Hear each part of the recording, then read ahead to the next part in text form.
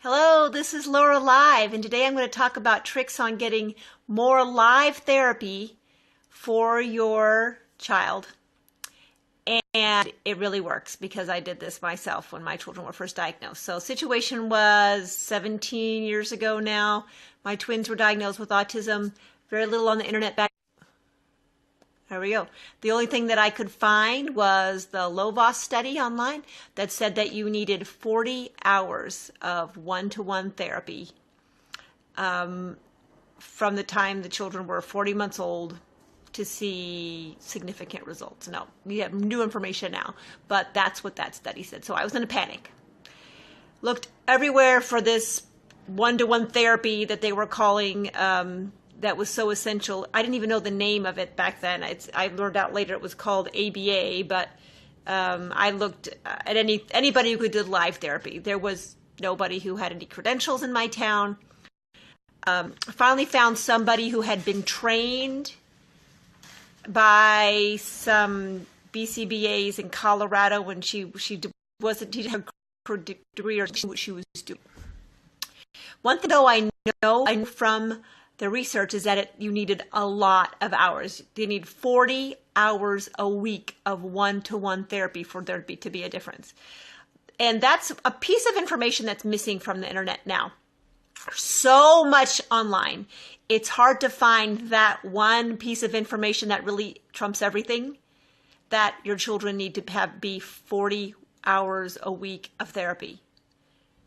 These kids who are parents tell me, oh, he has therapy at school, or someone comes to the house 1 hour a week. That's not shown anywhere in any research, in any studies, to do anything 1 hour a week. Nothing. 5 hours a week is not even shown to do anything. The least that's shown to actually have a significant effect is 25 hours a week. And that's usually on top of school. If they're going to preschool 2.5 hours a day, the 25 hours a week's on top of that. So, there's just a lot of therapy that these kids need. And even if it were free, there are not enough therapists, not even close, to give everybody 25 to 40 hours a week. Not even close. Very few of them. So what do? Well, what I did is I went to the school. Within 24 hours of getting the diagnosis from the school, we got the official diagnosis from a clinical psychologist. But before that, we took them to the school, and the school mentioned autism.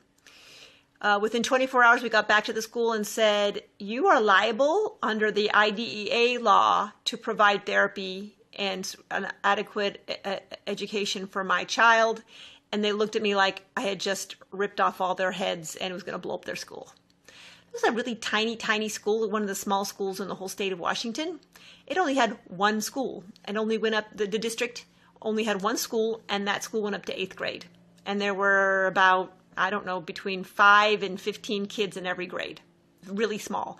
If I were going to force them through the courts to pay for a 40-hour a week of one-to-one therapy program for each of my twins, which I could have done, they would have had to pretty much cut out everything they have. I would have taken all the funds for the schools, tiny school. But I said, no, we're not going to do that. I don't want it to cost you hardly anything, as little as possible. I'm going to figure it out. And so what we did, we went to the local universities. There were 3 universities within driving distance to the school. And each one of these universities had either a special education degree program or even a BCBA program. And put out ads for people who had work study, who had work study through the university and were looking to work with children. The school then paid these students to come to my house. And because it was work study, the school only had to pay something like $4 an hour. Happy New Year, Patrick. Only had to pay about $4 an hour for the students to come and work in my house. They were overseen by a district SLP, and she just had to, it depends on the district, but she just checked in with them and had a phone call or an email with them once a month. And they were trained by a woman that I hired. I hired because the district did not have any BCBAs or anybody who was credentialed or anything.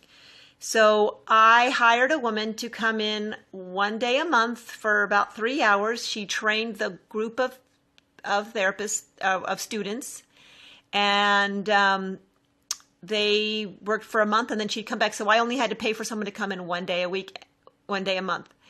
The children also were in a program that gave me respite from the government, and we trained them to be therapists. Now, training someone to be a therapist when you use Gemiini is a lot easier than if you don't have Gemiini, and a lot less maintenance and a lot less, I guess you could say, just paperwork to do, because Gemiini takes care of most of it.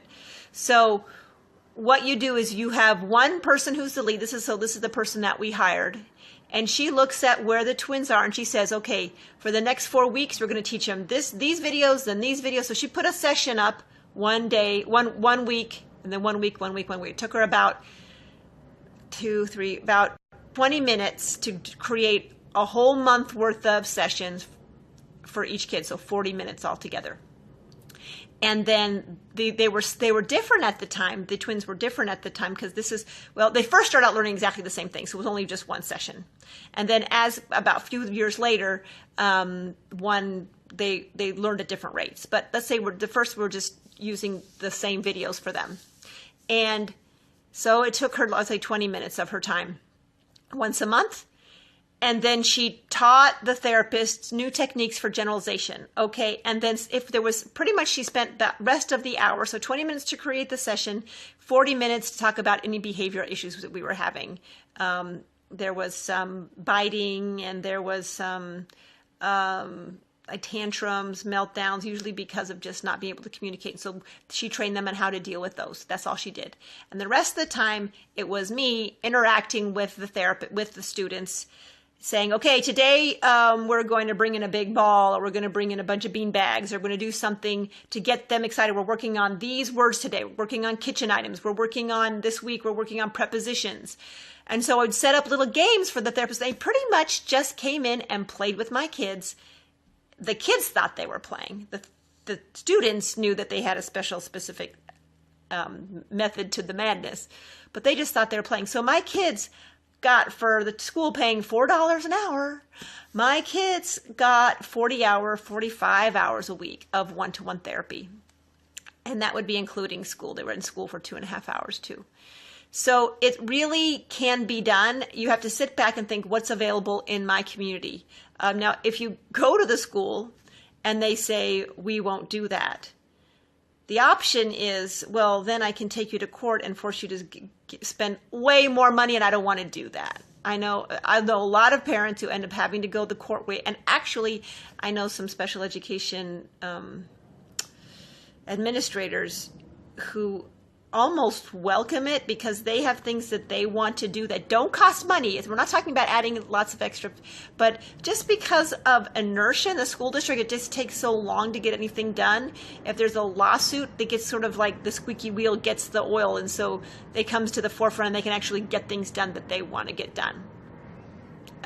Because what we're trying to do is be able to save the schools money. I know it's horrible to talk about money, and you're not even allowed to talk about money in a court case. Not allowed to talk about it, which I want to talk about it first and foremost. I know there's realistic constraints. There's the constraints that we have resources problems in schools. We have limited time, limited people, and limited money.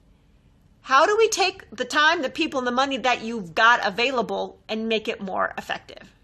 And use it to its best, the best of its, highest and best use. And that's where Gemiini comes in. If using the students from the schools and using Gemiini to take away all of that input time, flashcard time. My students that were trained did not use flashcards. The only thing we used the flashcards for was to make videos, because we held up the flashcard in the video.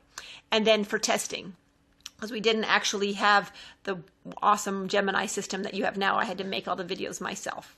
And so we used the flashcards for testing. But that was it. There was no flipping flashcards in front of the face.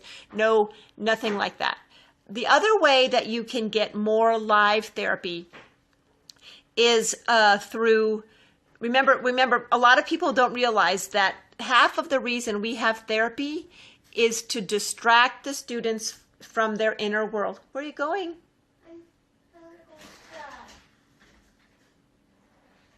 Oh, there's nobody outside. It's raining. So half the reasons got little Luke is running outside. Max! Max! It's not even raining. Come inside. Come inside, You're please. joking. Come inside, please. It's not raining. You're joking. Quinn? Yes. Please get St. John. So, sorry, this is a holiday and little Luke is home from school and he's escaping out the door. He wants to go play in the rain. So another way that you can get therapy is a lot of people think that therapy, life hack therapy, has to be by someone who's really highly trained all the time. And for some things, it does. For a lot of behavior issues, you want someone who's really trained. And for some kinds of generalization things, you want someone who's highly trained. But those highly trained people are really rare, and they need to focus on the things that nobody else can do. So half of the reason why therapy is so important is just the distracting component. You want to distract the student from their inner world and keep them in their active network. So the longer that they are with us in our world, the stickier our world gets and the less pull their world has. So we need to keep them in our world. So that's part of that 40 hours is just 40 hours of keeping them engaged in our world and not just spacing out. Hungry. All right, my love, we'll get you some food in just a little bit. No, I'm almost done. Where did Quinn go? He went out there. Go see him. He went out there. Go see where he went. It's too cold outside. Okay. So what you can do is you can get them involved in extracurricular kind of outside things. So swimming. Swimming is great to keep them in our world. Get them into gymnastics classes, any kind of classes where there's lots of kids and they're engaging with other kids. Okay. I'm really hungry now. Come here, little Luke. Come here. You want to say hello to everybody? See what you want to show everybody how you cut your hair? No, you don't feel like showing everybody? Right, well, I'm just going to talk to these people for a little bit longer and then we'll do something fun, okay?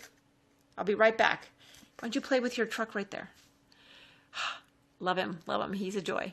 So, anything you can do in the child's, just don't let them sit there and stim and run around and be in their own world. Try to get them I'm really, engaged. really hungry. And little Luke Mom! is... I know. Send me something to eat Can now. you say please? Please. Say it louder, please. Please. Say, please, can I have something to eat? Please, can I have something to eat? Okay, we'll go do it right now. So I'm going to go get little Luke something to eat, and I'll answer your questions about new therapy a little bit later. Bye-bye.